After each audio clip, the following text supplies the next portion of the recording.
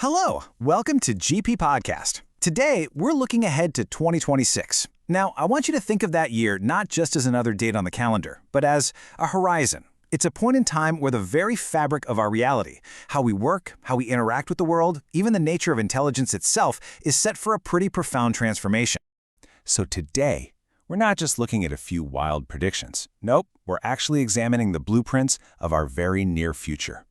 We're going to break down 4 key shifts that are poised to define this new era. The real question is, are you ready to see what's coming? All right, let's dive in. Our story begins, maybe surprisingly, not in our world, but inside the machine. The first and maybe the most fundamental trend is how artificial intelligence is evolving from just being a simple tool into, well, a collaborative workforce of digital minds.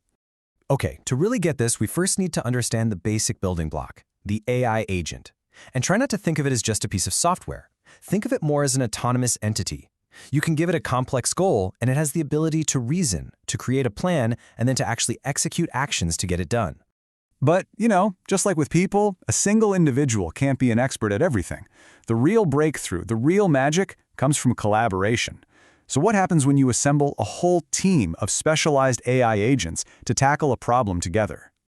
This is where it gets really cool. It's basically a digital assembly line. First, you have a planner agent. It's like the project manager, breaking a big goal down into smaller, manageable tasks. Then you've got your various worker agents. Each one is a specialist in something like coding or data analysis, and they get to work. And finally, a critic agent comes in to provide quality control, checking everything and sending it back for revisions if it's not perfect. The whole system is called multi-agent orchestration. And here's the endgame, creating what's now being called a digital labor workforce. See, these aren't just tools anymore. They're autonomous workers that we can guide and oversee. They act as a massive force multiplier, just dramatically extending what a single person, or even a whole company, is capable of. This is the kind of thing that could fundamentally reshape entire industries. So, we've seen how AI is organizing itself inside the digital world. Let's move on to our second act, because this is where things get even more profound. The story is now leaving that realm of pure data, and it's crossing the boundary into our physical reality. For years, AI has lived in a world of text, pixels, and code. Right? It writes essays, it creates images, it writes programs. But by 2026, AI is learning a completely new language, the language of physics. It's making the jump from understanding digital concepts to actually comprehending physical objects, gravity, and cause and effect in the real world. So how is that even possible? Well, it's through a technology called World Foundation models. Imagine training an AI not just on text from the internet, but inside a hyper-realistic simulation of our world. It learns by trial and error, how gravity works, how to pick up an object without crushing it, how to predict what's going to happen next in a physical scene. It is literally learning the fundamental rules of reality. And here's the crucial part. These world models are the bridge. They're what allows physical AI, like humanoid robots, to go from being these one-off lab experiments to commercially produced, scalable products. This isn't science fiction anymore. It's the beginning of physical AI becoming a widespread, real-world force. Now, an evolution this massive, we're talking digital workforces and physical robots. It can't just happen in a vacuum. It requires 2 critical new foundations, a new rulebook to govern it all, and a completely new kind of power to fuel it. Welcome to Act 3. The first foundation is governance. And yeah, 2026 is the deadline. The EU AI Act, which will be fully in effect by then, represents society's first major attempt to create a real legal framework for this powerful technology. You can kind of think of it like GDPR, but for artificial intelligence. This new rulebook is built on 3 key pillars. First, there's documentation. This means developers of high-risk AI have to prove how they tested their models. Second is transparency, making sure you, the user, are always told when you're interacting with an AI. And finally, data lineage, which requires companies to show where their training data actually came from. This framework is really expected to set the global standard. So we have the rules, now let's talk about the power. The first piece of this new power equation is something called quantum utility. This is the inflection point, expected around 2026, where quantum computers finally move beyond theory and start actually solving real-world problems, like super complex optimization, way more efficiently than any classical computer ever could.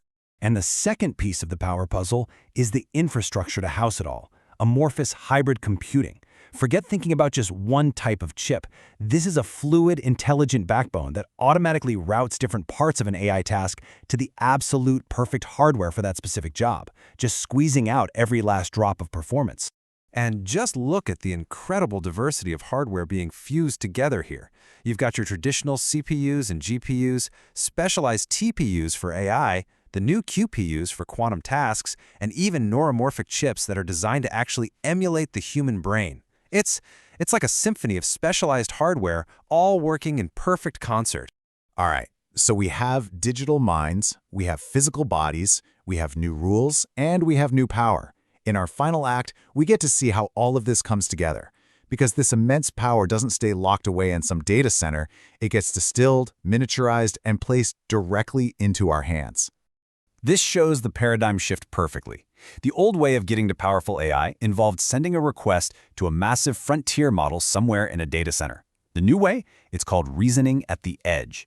Powerful, small models that can think and problem solve run directly on your phone or your laptop, even when you're completely offline. So how on earth do you get a small model to be as smart as a giant one? Well, the solution is called distillation. Researchers train a massive model and then generate tons of data showing its step-by-step reasoning process. They then use all of that thinking data to train a much smaller, more efficient model. Basically, they're teaching the small model how to think. And the benefits of this are just transformative. First off, privacy. Your personal data never has to leave your device and be sent to a cloud server. Second, speed. There's zero latency, which is absolutely critical for real-time applications where a split-second delay really matters. This is a huge deal for bringing true intelligence to all of our personal devices.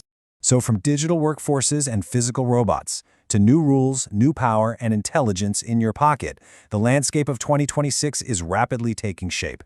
So I'll just leave you with this question. Looking at all these immense shifts, which one do you believe will have the biggest impact on our world? If you liked the video, subscribe, leave a like, comment on what you liked most, and share the video.